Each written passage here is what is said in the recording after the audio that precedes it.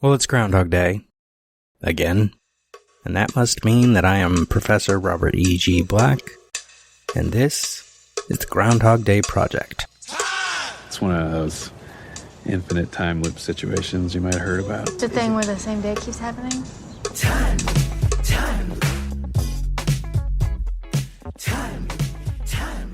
I wake up every day right here, right in Punxsutawney, and it's always February 2nd. The last revision is what counts, apparently. Now, if for some reason you're just tuning into this show, I guess I could reiterate what's going on. This is a Movies by Minutes podcast where I take 1 minute of the movie and spend an episode talking about it. This is season 3 of this show, after I had also done a blog where I watched this movie every day for a year and then once a month for another 3 years, so I've seen this movie a lot. So for season 3, I'm speedrunning it, and I'm trying to do every episode without any prep other than watching the minute once, and I have the transcript of the dialogue in front of me just so I can keep it all in order when I go and describe it, because otherwise I forget stuff. And in this minute, there is something I want to talk about first so I don't forget, even though it's toward the end of the minute, because I never noticed this before. And I love noticing new things, because I've seen this movie 450, 500 times. I don't know the exact number. It's somewhere around or above 450. I know that. The train. Cut ahead to the train, because the train is engine 6244. That is located, as I said at the end of the previous episode. We're going to temporarily leave Woodstock for this minute because the interiors of the car are filmed in a little soundstage or warehouse where they have fake police lights behind them. There's no actual police car. And we will talk about that also, about that goof. No, I'll just rant about that now because I have a war with the IMDb goofs page, especially for this film, because people complain that the lights through the back window of the car don't match the lights of the actual police car. But they would never match the lights of the police car for a couple reasons. One, practically, they are a different kind of light because there's not an actual police car behind their car in the warehouse when they're filming the interior scenes. But also, they wouldn't match anyway because this is a convertible and it's 1992 when they're filming this. And I don't remember offhand what year this car is, but it's older than 1992. Jumping in from editing to say that the Internet Movie Car Database tells me it is a 1974 Cadillac Fleetwood Eldorado convertible, most likely, and apparently, if you look at the one in the movie, it has a vinyl plastic rear window. And you know what that back window is? It's not glass. It's frickin' plastic. Which means it is diffusing the light just slightly, so no matter what the police lights would look like, even if the police car was there, it wouldn't match up because they're getting diffused into that plastic. And so we're getting just a blend of blue and red, blue and red, blue and red going off. And then it cuts so much to the other scene with the actual police car behind them. Not in Woodstock, but at a railway museum that is closer to Chicago. I forget what town it's in, where this engine is still located. So there's my rant about the goof. The goof is wrong. You people need to stop it. Most of your goofs are bullshit and you're all just idiots. There. I said it. As I said 8 or 9 episodes ago, whenever that was, fuck all you people who put goofs on IMDb. You're not special. But the train. I don't know how they did this because 6244 is an engine that is located at that railway museum. But then when they pull off the train tracks, one of the train cars going by also 6244. I mean, it's not the question really of how did they do this, but how did I not notice that they did this? They literally put the number of the engine on one of the cars, and that is amazing little detail. That means the production took the time. Someone on set, I don't know who would be responsible for that because it's not really even a set at that point. Someone took the time to mark a car on that train, 6244, that matches the engine because the train going through that point where the car comes off the tracks and goes onto the street, that is Woodstock, Illinois again. So we get onto the tracks in Woodstock. We get off the tracks in Woodstock. In between is either inside a little warehouse where they're filming the interiors of the car or at the railway museum where they're doing a controlled drive on the railroad tracks. They get off in Woodstock, and that means that is not a train pulled by engine 6244. They didn't take that train and transfer it to Woodstock for this shot, I don't think. It seems really unlikely. It's possible, I guess. Trains can be moved. And I guess that's easier than waiting for the train that's scheduled to come by, or you just time it right. No, this is a stunt. This isn't an actual train. This isn't it's an actual train, but it's not like a train that's on schedule going through Woodstock. They had to plan this. They had to schedule their own train. So maybe it is the same train. Maybe it's not that exciting. But for a moment, I was like, how did I never notice that the side of the train also says 6244? Because that is not the engine we see. That is the next car down as the train. Or is that the side of the engine? Oh my God. No, spacing, I think, is the next car. Jumping in from editing to say, I'm wrong. I just double-checked the minute, and no, that's the site of the engine, which means they apparently took 6244 from the museum to Woodstock for the shot. Which, interesting. Not as exciting as them painting it on there deliberately, but still interesting. Anyway, the number doesn't matter. It's just the actual number of the actual engine that they used while filming at the Railway Museum.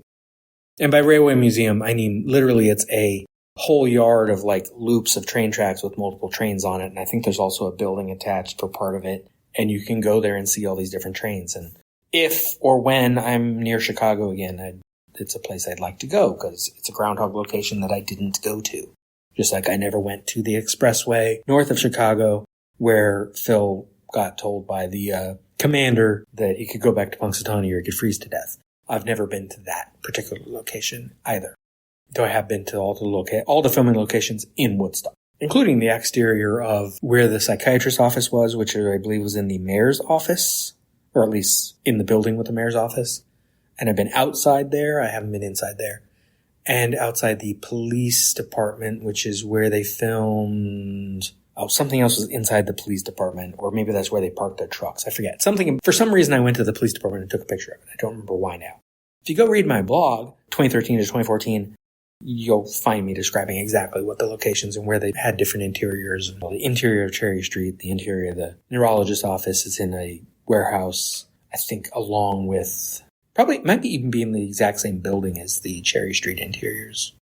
I'm not sure. I don't know why they filmed a set for the Cherry Street, because they basically copied the layout of the actual building, which was a bed and breakfast at the time. So they could have just bought out the place and used it.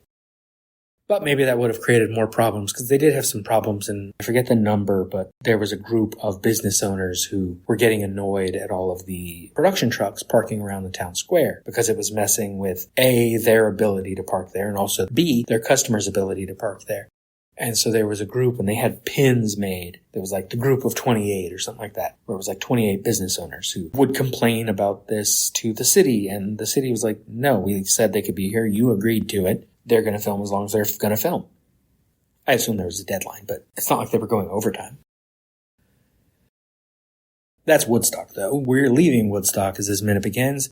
As Gus says, Phil, that's one I happen to agree with, because Phil's just said, as if it is a thing you're told by your parents, don't drive on the railroad tracks. And as Phil drives, he's like, I don't know, Gus.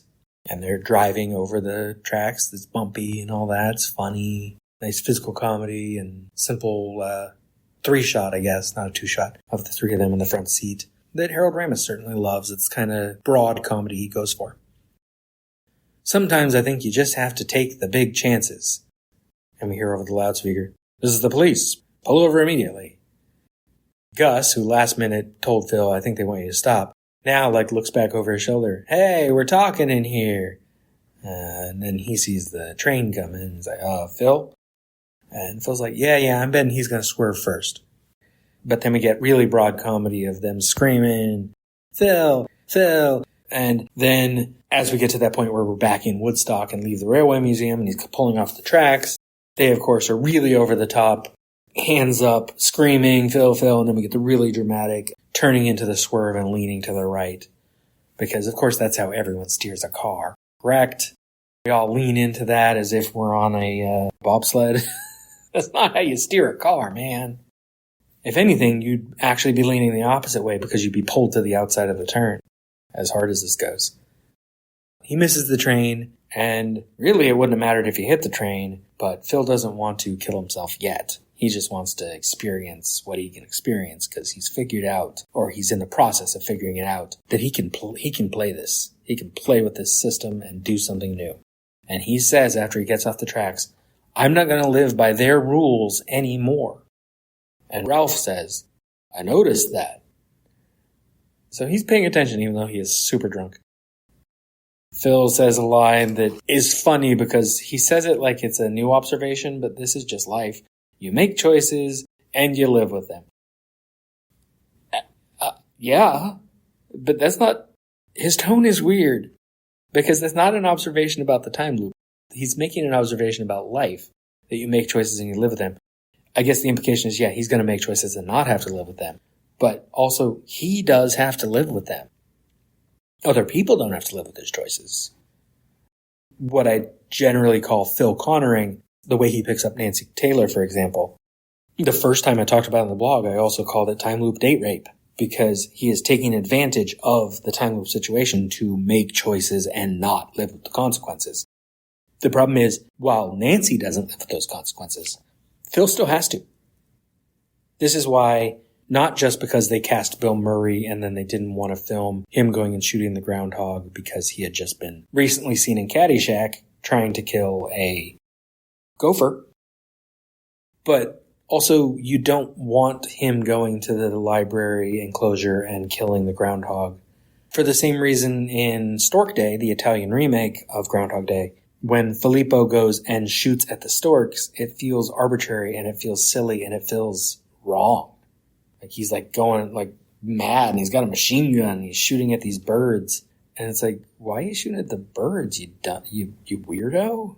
Like, that's a problem. You don't go do these violent things. And I mean, yeah, they're just birds, but what if the next day he's like, well, that guy over there annoyed me yesterday. I'm going to go shoot him. And he's going to get away with it? That doesn't mean it's not in his head. It doesn't mean it's not something that he, Filippo in that case, and Phil in this case, has to live with. So this is a weird line for me. It's kind of always been that. You make choices and you live with them. Like, no shit. But you're also going to make choices and you're also going to have to live with them, Phil. Until you figure out how to do better and make better choices and then live with those choices. But you're still going to have that memory of the time you convinced Nancy Taylor that you've loved her since high school and took advantage of her for a little sex.